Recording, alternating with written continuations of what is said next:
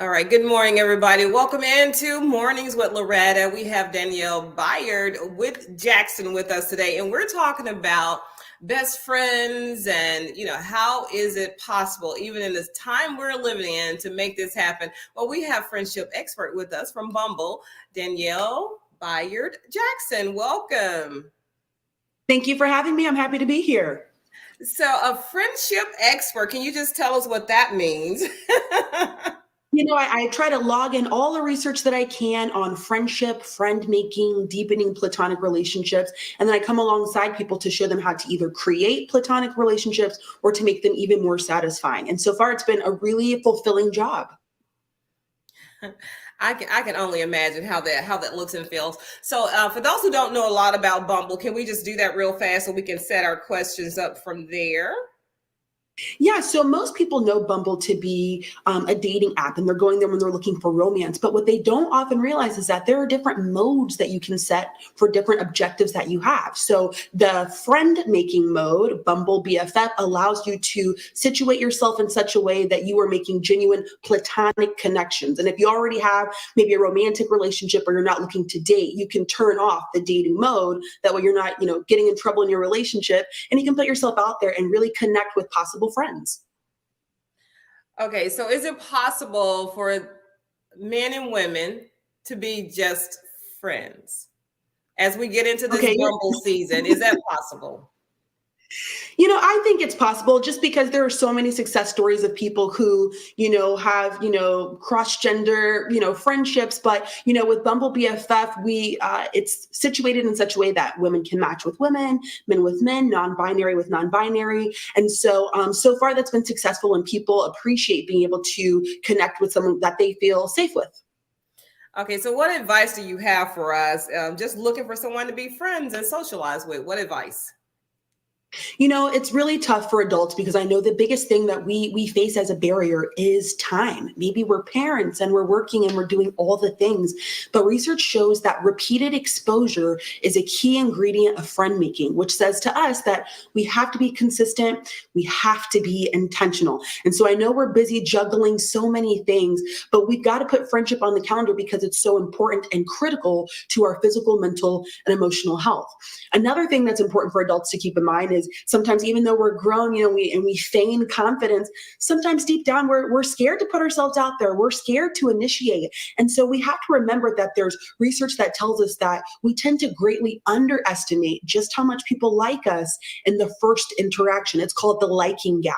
And sometimes equipping ourselves with this knowledge allows us to have the confidence that's required to put ourselves out there and to make friends. And the last thing I'll say is, we have to be open-minded about where we'll meet friends. Some of us have this fantasy of what it will look like, but it can be something of you being intentional and joining groups so you can be paired with people who have shared interests, or you can be intentional about having a friendship app like Bumble BFF so you can be paired with like-minded people in your area. I love that because that really was my question. How does that really affect our happiness and our well-being? So, how does Bumble BFF help adults connect with people in their area? And the second part of that, can you give us some tips on how someone can build their Bumble BFF profile? Yeah, well, the great thing that Bumble BFF is doing is allowing you to situate your profile in such a way that you are connecting with people who share your values, who share maybe your certain lifestyle choices, who are maybe in the same stage of life that you're in. We know that research says a lot of friend making happens during transitional life seasons, whatever that looks like for you. And so I encourage anyone who's on the app to first make sure that you upload, I'd say about 4 images of yourself that convey your energy and your personality so people can see that you are memorable and they can relate to that. And then you also want to make sure that you fill out all the aspects of your profile and make them specific so people feel like they're connecting with you, even though it's through technology. And then you want to make use of certain features like profile badges, which allow you to indicate that you really value exercise, or certain zodiac signs are very popular. And it's interesting because a third of users are using the new to the area badge, which I think says something about how important it is to us to connect during a time in our life where we feel like maybe it's a little disruptive and we're a little out of sorts, that we want to connect with people who we can maybe have shared experiences of traveling the city and getting to know our area. And so there are so many ways that this app helps you to, leverage digital resources to connect with genuine platonic connections.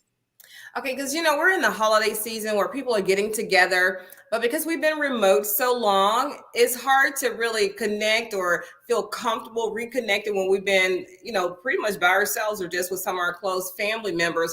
So Bumble BFF can help us with that if we start now. So I love how the profile pictures were different. It wasn't just a headshot. Like you said, show yourself doing something that you really enjoy, because that makes people want to connect with you better. So any other tips? Because people are already introverted, and now I think even the extroverted people are now introverted now because of the lockdown. So what other tips? How can we use Bumble BFF to really help us with that?